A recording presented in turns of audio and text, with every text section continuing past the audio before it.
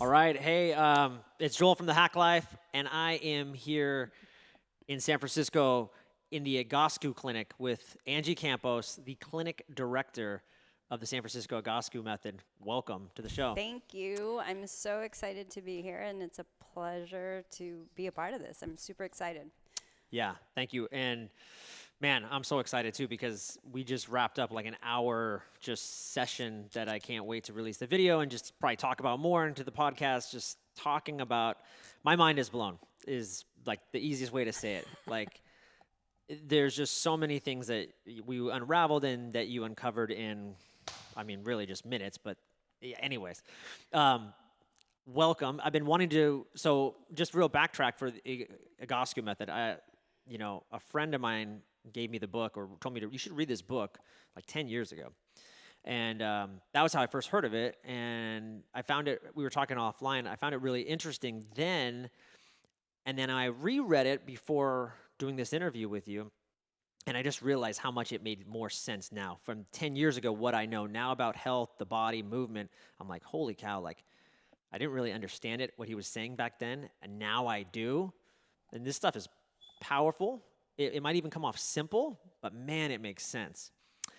Um, and so it's just crazy. That's how I first learned about it. And so now it's just exciting to finally, that was 10 years ago. And now here we are actually talking about it, embodying it, moving with it, and showing how this method works. So I thought it would be cool, though, to just tell everybody, like, first of all, what is the Egoscue method? Like, how did it develop? Who's like the founder? What Egoscue? I mean, it even sounds kind of weird. Like, where did this come from? That's a great question. We get that all the time, right? First of all, people can't pronounce it correctly. It's Egoscue. How'd I do? You did well. Okay. You did great. Okay. Pete Egoscue is our founder. He actually discovered this whole thing when he was he was actually a Marine in the Vietnam War who had multiple injuries, and basically the military doctors told him it was all in his head, right? Which I don't know if you know very many military, especially Marines, but I don't know if you know many Marines, but you tell them that it's in their head, they're not going to take it very well. Yeah. So basically, Pete pulled out the Grey's Anatomy book. He really dove into it, just looking at what his body looked like in comparison to what was in the book. Notice how different his body looked, but yet when he changed the position of his foot, the pain would decrease. So it really just started this whole journey, really, into body mechanics. And, here we are today. We're a posture alignment company, and we help people alleviate their chronic pain through posture alignment. Yeah, that's so funny because you say you're a postural alignment company, and I would say no, you're not. I would say you're just that's a lie. You're way more than that. Well, thank you. Okay, but I do understand what you're saying. Like, yeah, postural alignment. Like, and I've heard Kelly Starr Red. He's a big mobility movement guru, and he kind of says similar things. I think, which is, you know, pain will run upstream, downstream. So if you can fix something as simple as the posture, which I think we all have issues with, you can probably solve a lot of problems in either the foot, the knee, the lower back, because just by you fixing the posture, right, you're alleviating some of those things. Yeah. Absolutely. And like we did earlier, and I think you're going to share that during the podcast, Yeah. but when we're looking at the major joints, the ankles, knees, hips, shoulders, if there's anything out of position, it's going to affect everything else, right? And Yeah. so when you're talking about the other modalities out there, the closer you are to what we consider the original design of the body, you're going to get so much more of any other modality that you try out there. So how did Pete? Because Pete's not a doctor, right? That's right. So how did and that means nothing to me personally because we talk about mastery and just going deep and sometimes it takes somebody who's not in that industry, the doctor industry or whatever, to really see differently, And did Pete when he was forming this method, or do you know, like, did he consult with doctors, or like how did he come up with kind of what you're talking about, these planes of motion, and like I mean, how did that evolve? Do you know? Actually, there was very little consultation with the doctors in the beginning, right? Because here he is, he's just determined to figure out what the heck is going on with himself, Yeah, right? and they're not giving him the answers. No, they're Yeah. not giving him the answers, and so really, I don't know when the medical side of it ever, if actually, I don't even know that it actually came in Yeah. to help build, or I should say, develop the method. But I would say this is a lot. It's more him than anything. Yeah. And it's his curiosity, it's his determination, and then people just hearing about what he was doing, and then they wanted to know, they wanted in on it, and then all of a sudden this whole community was becoming pain-free, and just all it was about restoring the design that we were all given. And then and Pete, through his method that he evolved, and it evolved, and he healed himself. He became pain free. Yes. That's right. That's amazing. That's right. How did you? What was the day that you realized, like, you know what, I want to be an Egoscue method teacher? Like, when was that day that you're like, yes, this is what I want? Because there's so many modalities out there, like you said. So how did you stumble across this? This is actually really funny. There were actually two monumental moments where I was like, this is what I want to dive into. What you should know is I actually come from a pharmaceutical background, and I was at a fork in the road where I was ready to start applying for pharmacy schools. On a side note, I was dealing with a lot of chronic pain myself, and from what I was told, any person that works in the pharmacy is always going to have pain. It's just a given. Yeah. Wow. Actually, they all said if you become a pharmacist, you're going to have plantar fasciitis. It's a given. You're also going to herniate discs. And I'm like, all right. So what do you do, right? Yeah. So the secret was we had a lot of anti-inflammatories in the back that we would get in. There were non-prescription. Wow. Let me disclose that there were non-prescription, but we went through a lot. And so I had my own pain that I was dealing with. I had a friend that invited me to a class, so I knew nothing. I really was from the Western side of it all.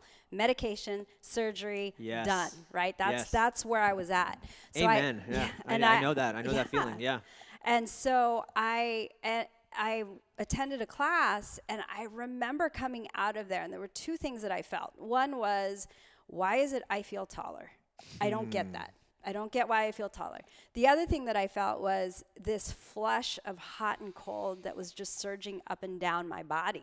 And I'm like, okay, well, that's not normal. So I called my friend, and I'm like, hey, what's this all about? And he asked me if I had pain. I told him about my shoulder and my neck, and he said, my guess is you probably had a nerve that was pinched. And I thought, oh, okay. Well, that makes sense. And I also had migraine headaches, and slowly this all kind of unraveled, and all of a sudden I had more mobility in my neck. I didn't have any neck pain, and my migraines that the doctors couldn't figure out were now gone. So that was event number one, right? That was, okay, well, maybe pharmacy is not the direction I want to go. And by the way, how old were you roughly when all this happened? Oh, gosh. 30. So you were young then to be having all these, and most of you, when you said you were on a lot of pain, it was all upper issues? Yeah, all of it neck, was upper. Back, headaches, Absolutely. migraines. Yeah, and I just figured it was my life curse. It was just going to be there forever. Eventually, I actually thought I was going to end up getting neck surgery at some point because I could hear grinding when I'd turn my head, but I figured that was just normal. That's him. Him. That's our camera guy. Yeah. he talked about that. Yeah. But it's true. It's a real thing. Yeah. And we didn't really talk about headaches, but it wasn't until I went to turn my head to back out of my driveway that I was like, wow, I could actually see way back there. So that was huge. Now, that was event number one. Okay. The other, my curiosity was already peaked at that point. I had a cousin who had just had a stroke. And I was curious. I'm like, well, he had a slight limp. He had some slurring in his speech, but it was early enough. And I called my friend. I said, well, what do you think? Do you think this is something that can Egoscue help that? And he said, well, bring him in. So I brought him in, and my cousin had a little limp to him. And, he was really just hunched over, and you could tell he just didn't feel like himself. So basically, they took him through 3 exercises. And my cousin looked up, he stood out of the chair, and he ran across the room. And I'm like, what are you doing? He goes, I feel normal for the first time since the stroke. So that, like those 2 points, I was like, all right, we're just going to move the whole pharmacy idea out of the way, and we're going to go down this route. 15 years later, here I am. Wow. That is so cool, man. Yeah. So talk. Yeah, we know Pete Egoscue. We know kind of the background. Now, kind of walk us through. Just kind of how Egoscue is different. There's just so many, like we were talking before. There's just so many modalities out there, right? And I've been to a lot of them, and this is one of those. I'll tell you, like Kelly Starrett. He's great, movement mobility guy. Everybody knows him from CrossFit. To me, he made mobility and like the lacrosse ball popular. Like I don't feel like people knew that was a modality until he really popularized it. So I've seen him.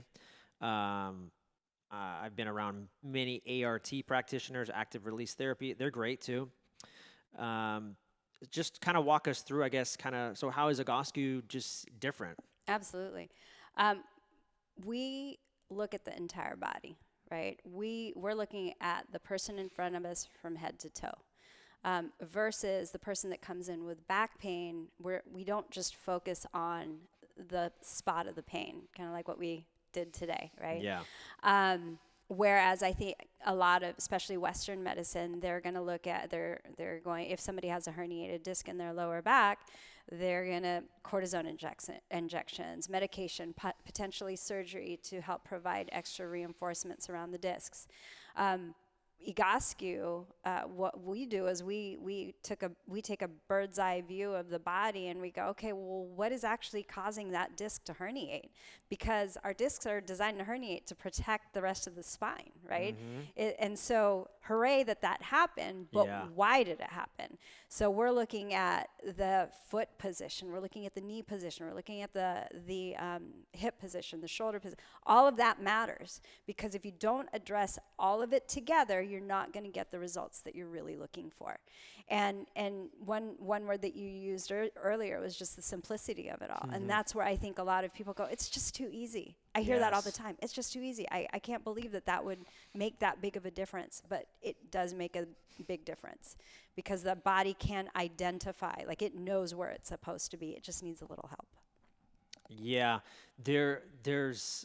So talking about the simplicity, when I read the book 10 years ago, that was one of my things. I just didn't believe it. I was like, no way. I'm like, you sit here, and we'll talk about that too, just a lot of static positions, a lot of breathing, which now I realize how important that is. But back then, just being naive and I'm like, I didn't buy it. I'm like, there's no way being in this static position for 45 minutes or 20, it's going to really have any long-term effect. And I think as, maybe not Americans, but just as humans, we always want like something fancy. We always want, okay, I did that. Oh, I did that Egoscue thing. Now what's next? Like now I want to add this to my arsenal. Now I want to add the lacrosse ball. It's like sometimes you don't need to do that, right? Like sometimes the system's so beautiful and just in its simplicity, like learn that. Yeah. Right? Right. Well, when it comes to, you're right, a lot of it is so simple. And what it really boils down to is muscle memory and how the central nervous system perceives that, right? You get the body, and when I say the body, I'm always referring back to the big joints.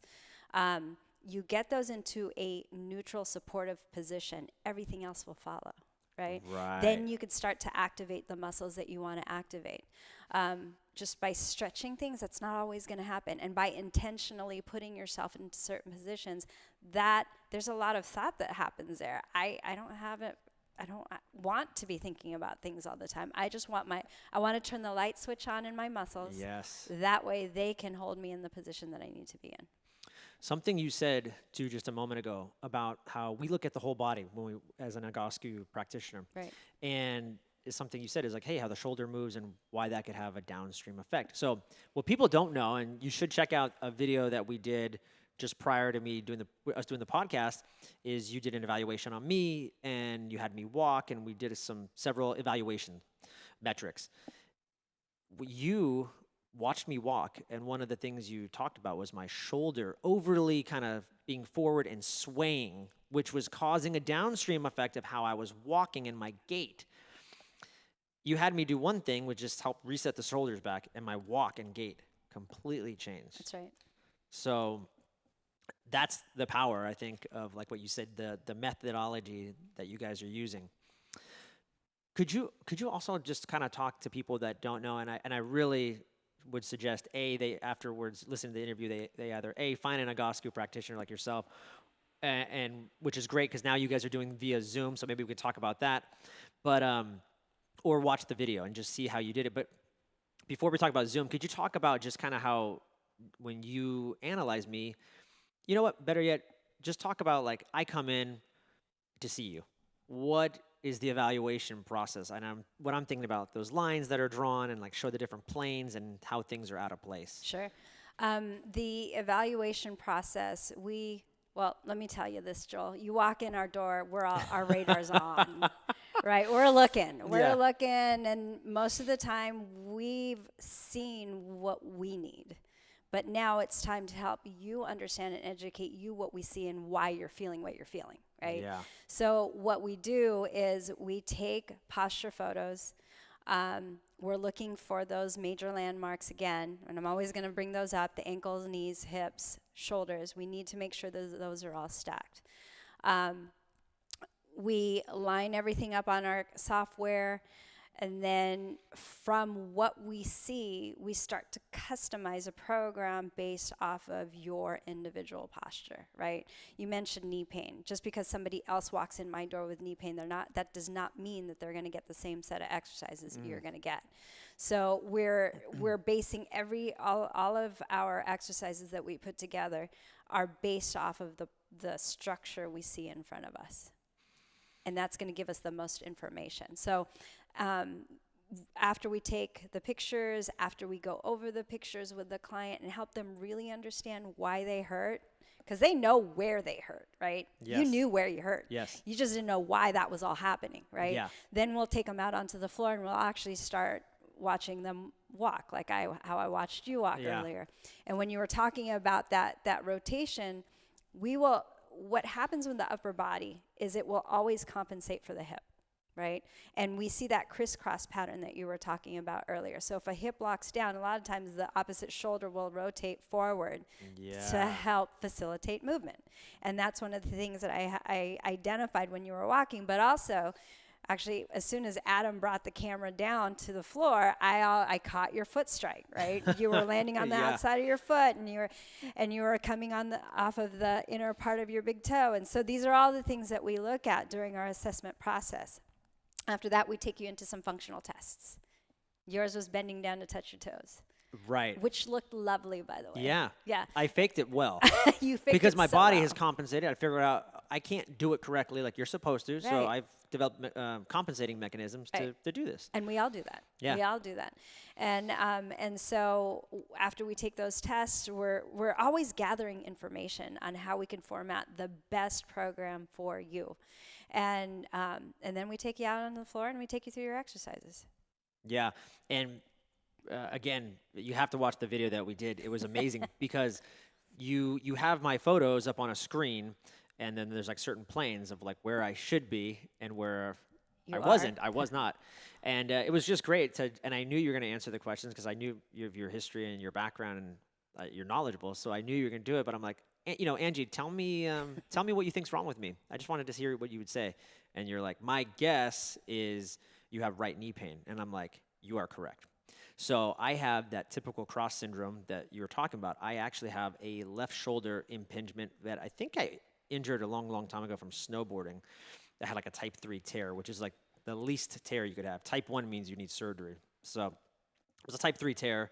Either way, I do have this little impingement there, but who knows if that healed itself. It could just be my hips, like we talked about. And I have right hip pain, which goes down to my right knee. I can only run about a mile before I start feeling throbbing pain in the knee. And I would also say I have a gritty ankle. That's how I describe it. It's just not lubricated. Right.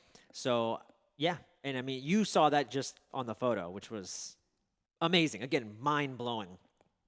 Well, I don't know how far we want to go into this just during this part of it, Yeah. but like the gritty ankle, I'm not surprised. Remember, I said you're coming out on the outside of the foot and coming in, so you're not the mechanics in your ankle they're kind of shot, and Yeah. that from the hip down. So you take care of the relationship between the femur to the pelvis, and you'll be able to get better function, better motion, less gritty.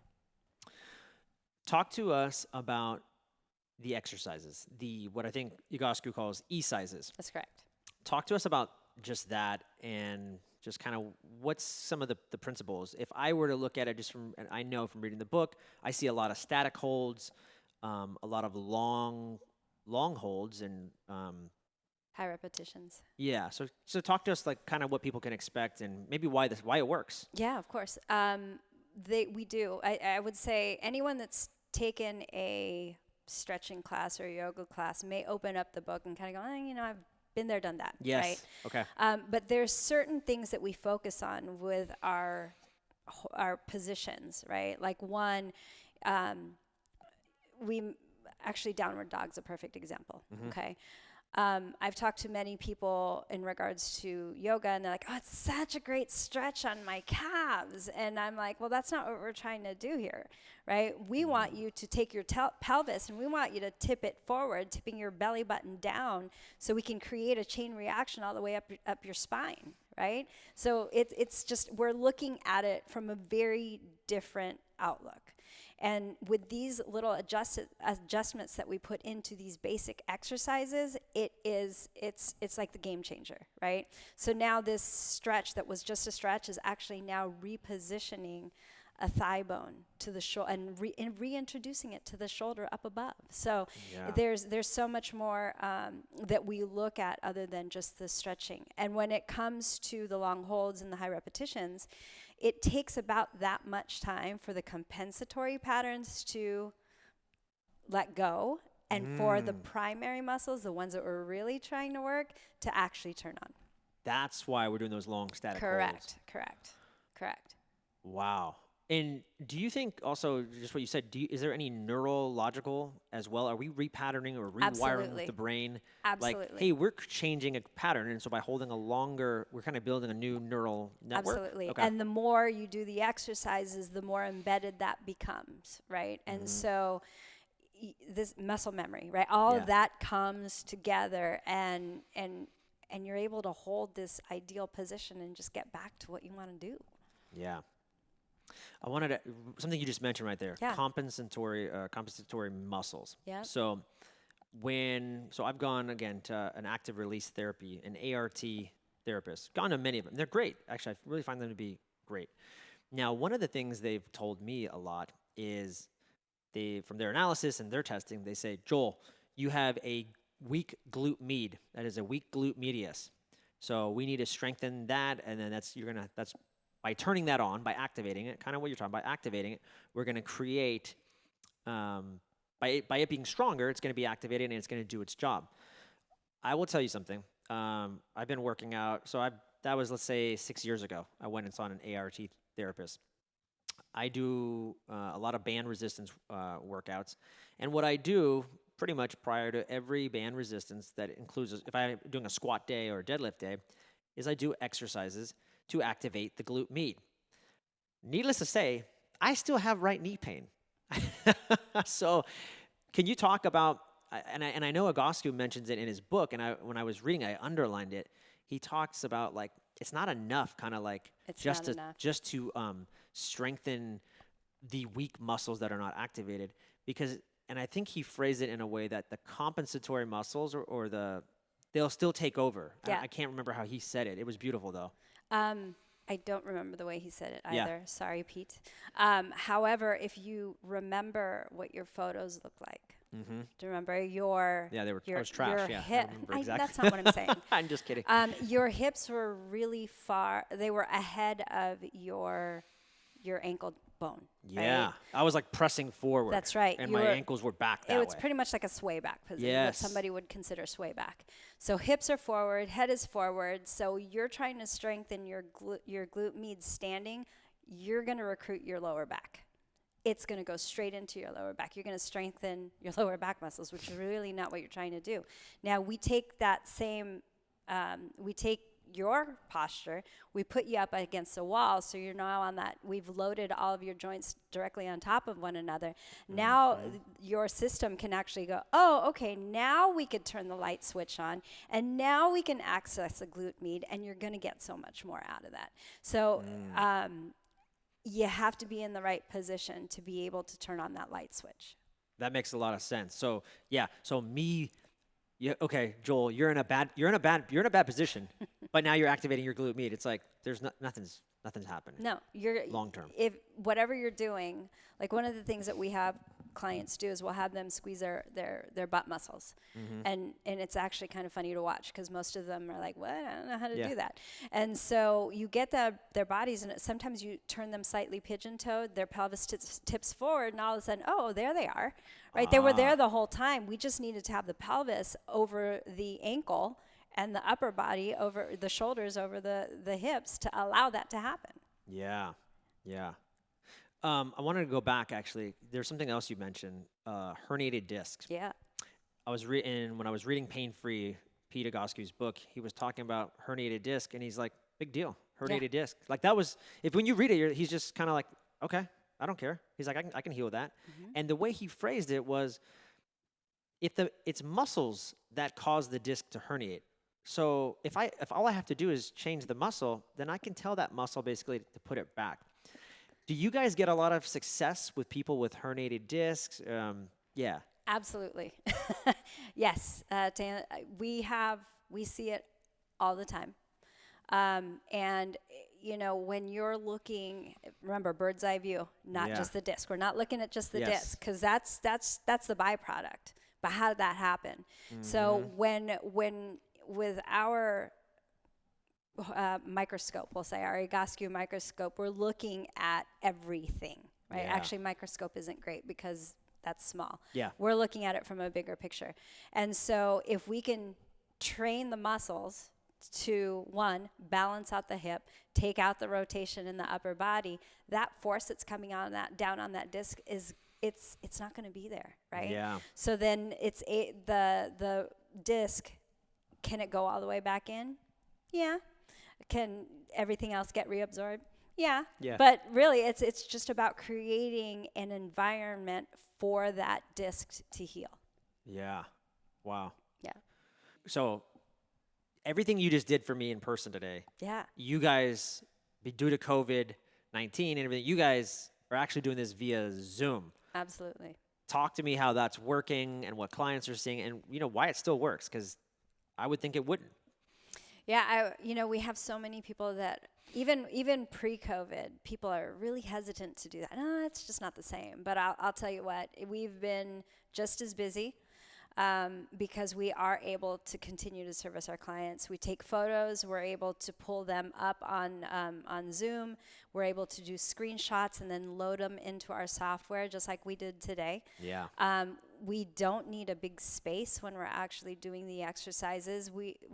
As long as you have, I'd say the space between the camera and this wall is pretty much all you need.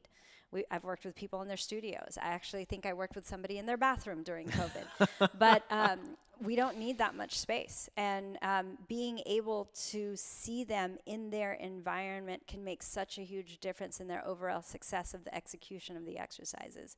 So actually, even coming out of COVID, I think I'm going to recommend for our in-person clients, I want to see you at least once or twice at home because I want to make sure you're doing it in your setting the correct way. Yeah. And the history to that, and I gave you a little background on that, in the old days, if you couldn't get to Pete Egoscue in San Diego, people were videotape using their big old VHS cameras, recording their postures, recording their walks, and then the therapists would evaluate. Once they received the video, they'd evaluate everything, then record the exercises, and then send it back. So there was such a big lag time back then, but people are still successful, right? Yeah. And then now we have everything's instant. So we're able to continue to service our clients, and we love it. Yeah. Yeah. Yeah. It's so cool that you're able to use the programming that you have here via Zoom. Like, that's phenomenal to me. Yeah, I Just think makes things it so was easy. just one of the requirements. You know, because like I said, it's something that we've done for a while, but whatever we had needed to be able to support that. Yeah. And so being able to load photos, because we also have clients that do what we call phototherapy, that just send pictures in. So actually, that's another That's therapy interesting. that you and I didn't even talk about. So we're really just focusing on their posture, and we have many clients that do therapy that way as well. Um, what do you think typically people come in for when they see you? Is there like a trend that you see as far as low back pain, hip, knee, posture? What do people? What's the general trend? Just out of curiosity. I'd say right now we're seeing a lot more low back pain Mm. and upper. I'd say it's more back related, right? Primarily because people, especially right now in our COVID time, Yes. we're all working from home. We're all sitting. We're not getting the usual movement that we're usually getting, and so it's. I'd say right now we're dealing with a lot of low back and upper back pain. Yeah. Um, and then as far as do you guys work with a lot of athletes, or another group of people? I was thinking like first responders, like police officers, people that are wearing like rigs or military. I don't know, guys like that. Where I'm imagining there's a lot of just hip contortion and things because of the belt. Do you get a lot of those people as well? We have a lot of athletes. We actually have some professional athletes that we're working with, and they're, when you're talking about posture, I know originally our conversation started out with pain, right? Mm-hmm. But now when you take it to the next level, when you're looking at the athlete, you're helping them perform better, but you're also helping with injuries, right? Yeah. Preventing injuries. So Prevention, that's yeah. more prevention. So yes, we work with a lot of athletes, and first responders. We used to work with the fire department over across the bridge, Golden Gate, Yeah. but I haven't had a lot of first responders recently, but we should. You should. We absolutely should. Yeah. So if you're a first responder, call me. I can tell you right now, for first responders, I know a lot of them. They're a mess, and in chronic pain all the time. But a lot of people just, in any group, first responders or not, they just don't know what they don't know. That's right. And what you do know is the Western approach. Go to my doctor because he's a doctor. He knows everything. And I see it all the time. The answer is cortisone shots, herniated disc, no problem. I can't do anything for you. All I can do is give you a cortisone shot, and we just hope this gets better in the next 2 years. You'll probably have to have surgery. It's like, what? Yeah. It's the death sentence. Yeah. Something you brought up, actually, just for athletes, because Yeah. it makes complete sense, is if I am in MMA, if I'm a martial artist and I come to you and I don't have any pain, I'm like, I don't have any pain. Like, what are you going to do for me, Angie? But like you said, if you can just change little things of like the foot to the hip, that's where an athlete, like a fighter, is generating a lot of torque and a lot of power That's from right. there. So if he can just fine tune that foot, that could like be the leverage, I'm guessing, for that person, whatever, more knockout power, more whatever, right? More speed. Absolutely. Actually, the MMA fighter that we had worked with, one of our VP was watching clips of him fighting and was like, I think if we change his upper back position and got him so he's really firing from the hip, it's going to be a very different fight. And so he reached out, they were able to connect, and hence he won his next fight. So really just changing somebody like a fighter, like you said, instead of them all the power coming from the shoulder, which understand that the shoulder is really not designed to do that, like by itself. It needs the support of the pelvis and the muscles in the spine and everything else to allow the power to really come through. So yeah, I mean, we absolutely work with athletes all the time. And then if I come to you, you do an analysis of me. I thought it was great. I'm like, great, Angie, thanks so much. And then Is that it? Am I done for like the rest of my life? No, So what do you no. recommend, I guess, as far as how often patients should come see you? I mean, I'm guessing too, it's all going to be dependent on their how pain-free they are. But I mean, just in general, because I'm assuming you see a lot of people like me with um, just knee pain, low back pain. How often should I be coming back to test, retest, and maybe get new exercises, et cetera, et cetera? No, that's a great question. First and foremost, yes, people walk through our doors with immediate pain, right?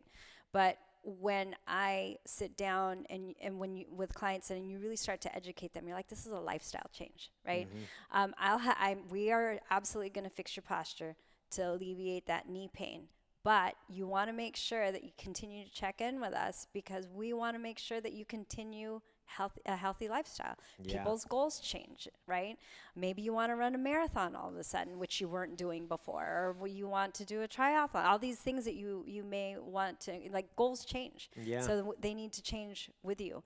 So typically, let's say for this initial part of your visits, you're coming in to see us maybe once a week. Right, and we do the same thing. We take pictures. It's the whole thing all over again because we expect your body to change, but we're also looking to see how your body so smartly has now compensated, and so we have to continue to change the exercises a bit.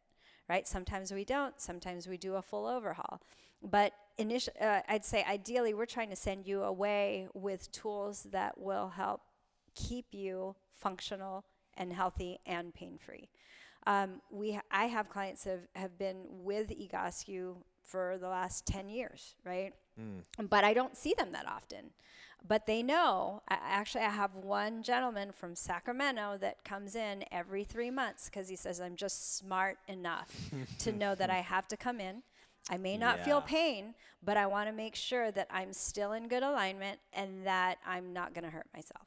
I love that. Yeah, so he comes in for a tune-up every 4 months, and it's great. Yeah, that's smart. It's just a life. It's a lifestyle. It is exactly that. It's like you go to see if you were to see your nutritionist or your doctor every 3 months to just quarterly see how you're doing, he's doing this this is his body mechanics therapy. That's right. That's right. Something interesting though that you had told me before was when you said the body changes. It's amazing how fast it changes, and I was like, no way. I said, don't you think I would need to be doing like your exercises for about 3 months before I start to see real change? And you said, no, are you kidding me? Like, I have a client, I think you said like in 2 days or something. Could you talk about that? Yeah, no, it's actually really funny. The test that you and I did earlier, and you had a little grimace when you put your hands behind your head as well. Yeah. But she couldn't even do that when we first hopped on Zoom. And we did a session. I believe we did about 4 or 5 exercises, and she was actually able to bring her hands over her head. And she's like, oh my gosh. And so I saw her 2 days later, and she's like, man, I only did the exercises once. I was able to get my arms up, but I kind of feel like maybe I'm tight again. And so we did a couple of adjustments, just a couple. I didn't really add much more to her exercises. I just changed the order. Remember, I said sequence is very important with the exercises. And all of a sudden, now she's not only is she raising her arms, but she's like running around because her hips feel so much more free now. And that's 2 days later. Yeah. So it happens really, really quickly. And that's really what it's all about. The client has to go home and do their homework. If they don't do their homework, it just doesn't change by itself. Shocking. Real quick, let's talk about the homework, because one of the things that disenfranchised me with Egoscue back, and this is before I met you, was just when I read the book, I'm like, okay, these static holds, and one of the ones I'm really thinking about is the static back exercise, which I think that's a well-known Egoscue kind of practice. It says you should be sitting on the floor for 45 minutes, and that was just kind of my thing. It's like, Angie, I'm a busy guy. I got my side businesses going. I got 2 kids, a marriage. I don't have time. I don't have 45 minutes. What do you say to that? I think the exercise that you're talking about is actually the supine groin progressive tower. That's the one I'm talking about. Where you're flat on your back, your feet are up on like a block or the sofa or something. Yeah. That's right. And so I say a couple of things to that. and actually this is a perfect example because your camera guy's here with you and you're here. Two very different individuals, right? Yeah. And two very different postures and issues. Yeah. So for you, I could say, you know what, Joel, how about we break up your program and maybe you have 15 minutes that there's a couple ways to do it. You could do 15 minutes in the morning, 15 minutes at night. Or maybe we just have one set that you do that takes 15 or 20 minutes for you to do. So we want to make sure that it's doable for the client, right? Now, someone like our camera guy, Adam, whose posture was way better. Yeah. Maybe he has less work to do. Yeah. He may need that. So he may need that longer hold time. Well, not hold time, but that specific exercise. It does take a bit longer because his body just needs a little bit more. A little more love. Yeah, a little bit more love. But eventually, as he gets better, instead of doing that 2 to 3 times a week, or best case scenario 4 or 5 times a week, instead of it happening that many times a week, now maybe you're just doing it once a week. Yeah. Or once every couple of weeks. Because I mean, I've been here for 15 years, but I still pull my tower out, and I still do it at least twice a week. On that note, what's your movement practice like for you to maintain?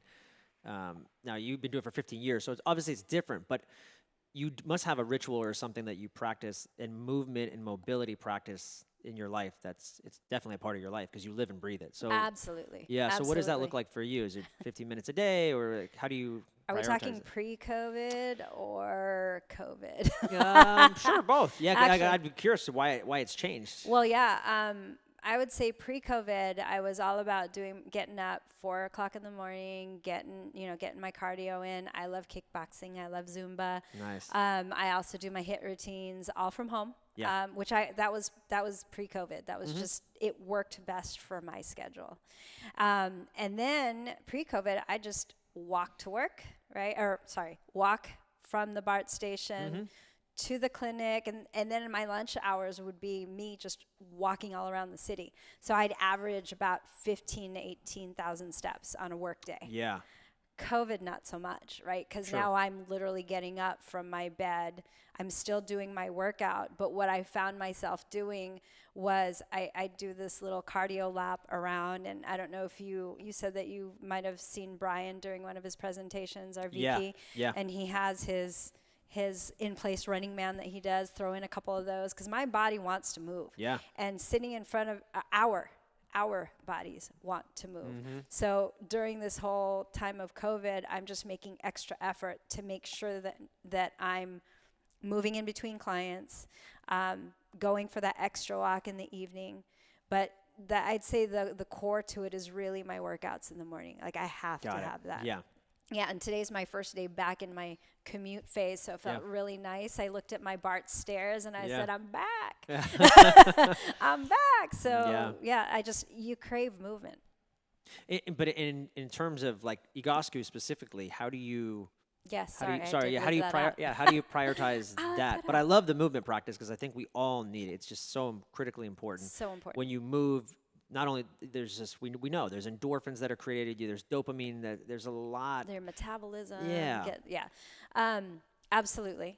Now, as far as Egoscue is concerned, what I've found is the evening works best for me. I think so. Right, and plus I've also been sitting in front of a computer now. So now, last thing I want to do is sit and watch a movie, right, or watch a TV show. So usually evening after dinner is my time to do my Egoscue, and I spend, I'd say, I hate to blame COVID, but because I'm sitting so much more, I'm having to condition my body more to sit.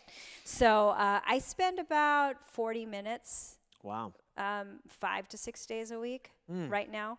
And that's really because my movement has decreased, and so I need to make up for it somewhere. Yeah.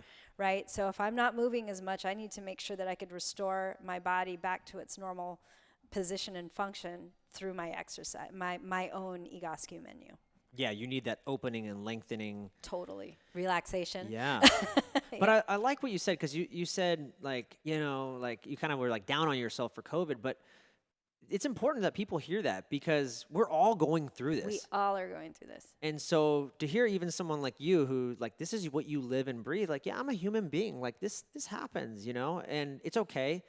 I know that it's happening, and this is what I do to mitigate it, to make it better. Right. Right. Absolutely. So, and the stories, my story, sharing that with the clients during this time, it's so powerful to them. They're like, oh my gosh, you're on my side. You know what I'm going through. And so, it just makes it relatable. It's comforting to know that you're not perfect. I'm not. You know, right? Like, because I see you and I'm just like, just like you can like look at you, have that evaluation of me quickly. Yeah. I'm looking at you. I right when I walked in, I looked at your posture and I was just like, it's just because I'm curious and I'm like, wow, like you can see it's tangible. Like this person moves well, you know, posture and everything. So yeah, that's comforting to know. Something I want to ask you about, and that it came up, you mentioned it just right now, you practice your Egoscue a lot at night, and something that came up with Adam, the camera guy, is he was talking about breathing and how he gets anxiety attacks. Can you talk about, first of all, do you see a lot of that, people with anxiety attacks coming for Egoscue and getting relief? Because I think there's this connection with the body and like this parasympathetic nervous system, so that if we can free up space in the diaphragm or what have you, you'll know more than me, that we can create just by simple exercises, movements, lengthening, that the panic attacks start to cease or lessen? Well, I will say you're going to give yourself the best chance, right? Because one of the, obviously everyone out there hasn't seen Adam's photos, but one of the biggest things in his photos was how rounded his upper back was and how far forward his head was. So that all in itself is already putting pressure on the diaphragm, right? Everything is coming forward. Yeah. And so breathing is compromised. I mean, in a day-to-day, I remember before we started really talking about breathing with our Egoscue practice, I would notice going upstairs how I'd hold my breath. And I'm like, well, that doesn't make sense because I need more oxygen. Yeah. So getting people back into proper breathing also, right? Because that's a whole nother topic for discussion. Yeah. But when the upper back is rounded like that, it compresses the diaphragm. It also compresses the lungs. So now you're not getting the enough oxygen to the brain. So there's a lot that can happen, right? And then mentally too, there's some emotional stuff behind that too when you're really rounded forward. But with activating all the muscles on the backside, right? And opening everything up and creating that openness around the diaphragm and the ribs, now you're getting some oxygen, you're feeling better. Panic attacks will probably decrease at that point. Yeah. And it's great because it all ties down, it all goes back to posture again. Yeah. It's all interconnected. Yeah, absolutely. Absolutely.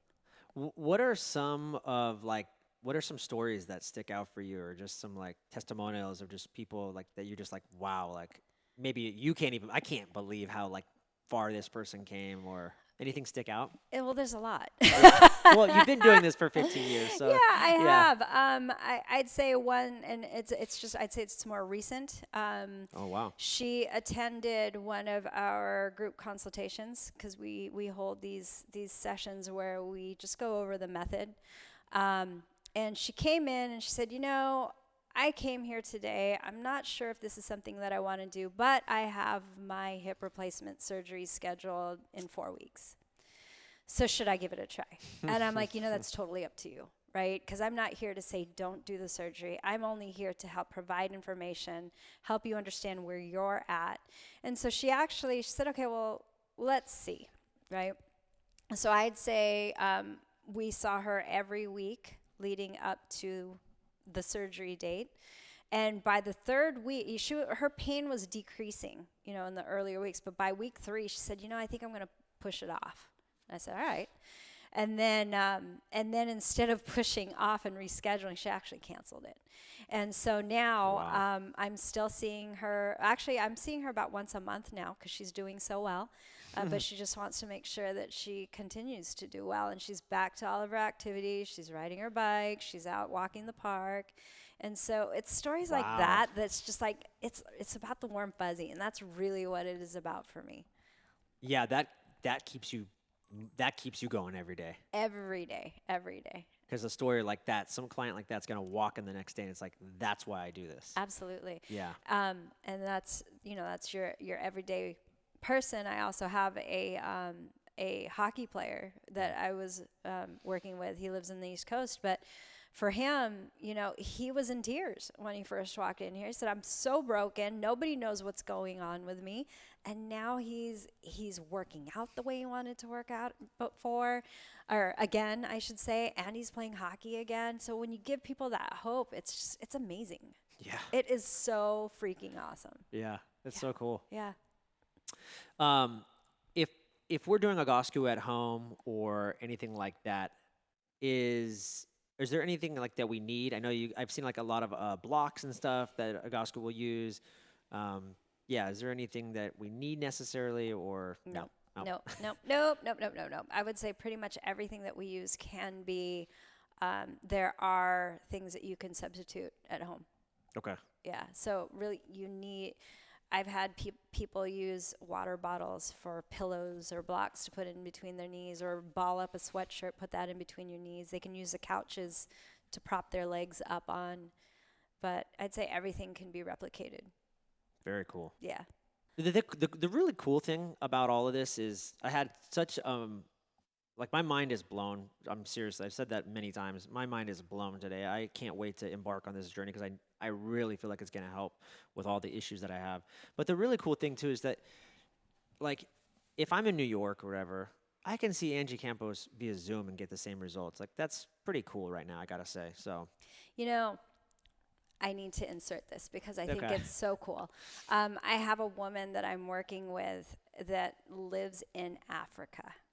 And she is a lion conservationist, which means she lives in a tent. So there are no solid walls, but yet we still work together on a regular basis. That's amazing. It's so cool. It's so cool. I've heard sounds in Africa through Zoom, and I'm like, what is that? Yeah.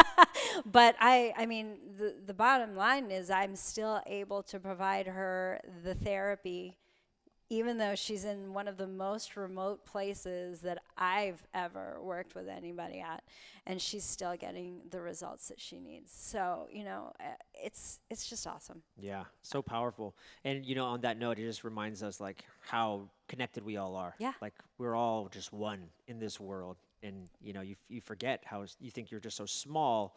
I'm here in San Francisco. It's like there's people in Africa. Like we're all connected. Yeah. Very cool. Very powerful. Yeah. Angie, thanks so much. Are you ready to go into the lightning round of questions? Ooh, I think so. All right. If the old you could see the new you, what would the new you say? Man, one, don't stress.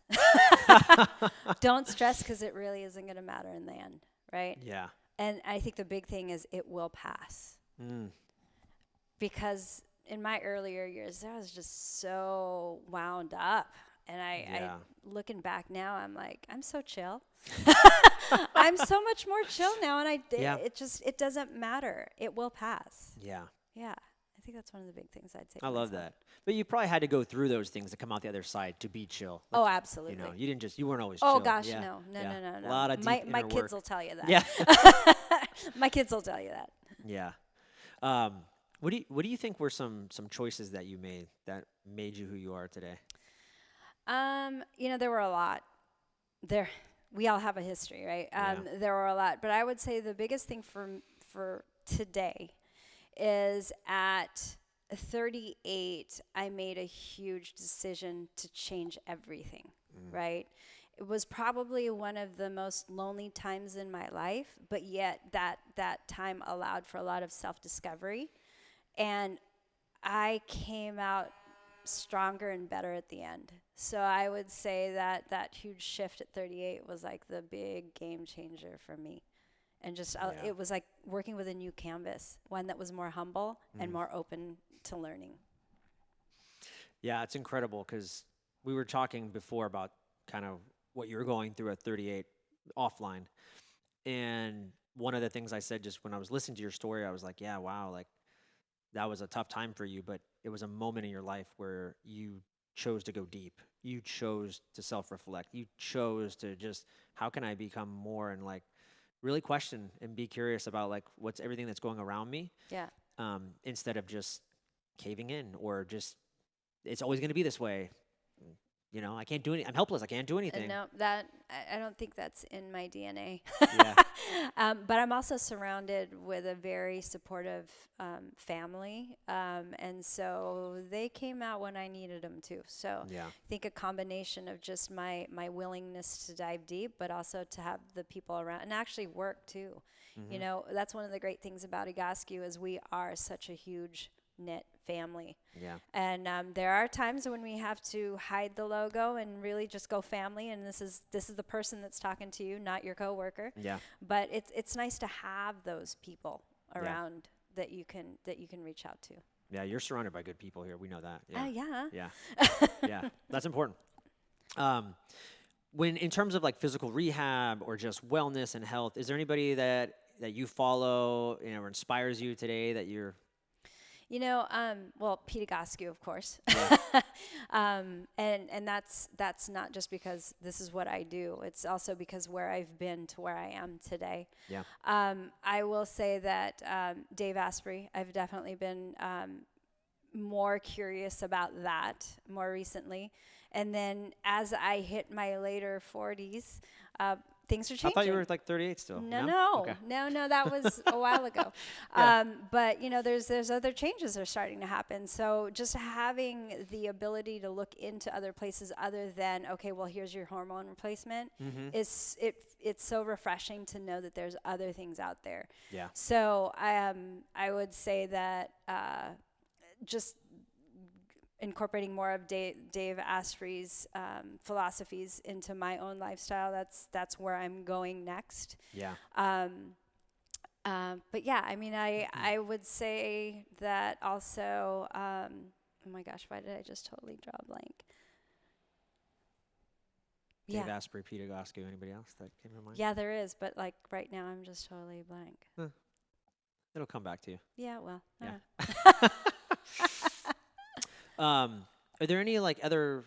Clearly, you practice Egoscue, but are there any other like health modalities or biohacking or anything else that you're into that you do to help support you and optimize your health? You know, a few years ago, my boyfriend and I dove into intermittent fasting. Ooh. And it was more so because he wanted to get off of his blood pressure meds and cholesterol meds, Huge. which we could check that off the list because we were able to Goodbye. achieve that. Yeah, Yeah. goodbye.